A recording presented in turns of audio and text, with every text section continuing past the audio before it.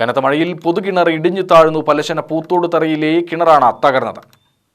കിണറിന് സമീപമുള്ള വീടിന്റെ മതിൽ ഒരു ഭാഗം കിണറിലേക്ക് ഇടിഞ്ഞു വീണു. 150ഓളം പേർ ഉപയോഗിക്കുന്ന കിണറാണിത്. 2 വീടുകൾക്ക് അപകട ഭീഷണിയുണ്ട്. ബാലൻ, ഉണ്ണികൃഷ്ണൻ എന്നിവരുടെ വീടുകൾക്കാണ് അപകട ഭീഷണിയുള്ളതായി വീട്ടുകാർ പറഞ്ഞു.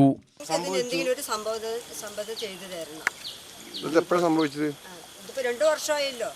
ഇതിപ്പോൾ 2 വർഷമായി. ഞങ്ങൾ അംഗീകരിച്ച് അവിടെ കൊടുത്തതാണ്, അപേക്ഷ കൊടുത്തിട്ടുണ്ട്. അത് ഇതുവരെ അംഗീകരിച്ചില്ലോ ഞങ്ങൾക്ക് അറിയില്ല.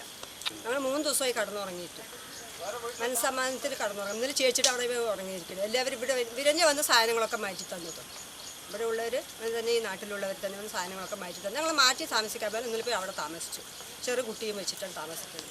എല്ലാവരും 4 പേരും വയസ്സായവരാണ്. 3 മീറ്റർ റോഡിന് സമീപത്തുള്ള കിണറാണ് മഴയിൽ താഴ്ന്നതെന്ന് നാട്ടുകാർ പറഞ്ഞു.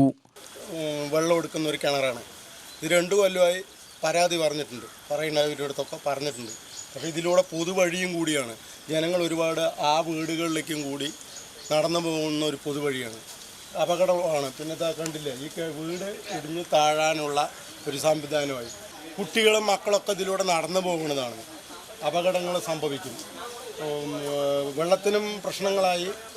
പക്ഷേ ഭയങ്കര ബുദ്ധിമുട്ടായി മാറിയിട്ടുണ്ട്. അപ്പോൾ ദയവ് ചെയ്ത് ഇതിനെപ്പെട്ട അധികാരികൾ ഞങ്ങൾക്ക് ഇതൊന്ന് ദയവ് ചെയ്തു തരണം. ഇല്ലെങ്കിൽ ഇവരുടെ വീട് കൂടി പോവും. UTV news, Palakkad.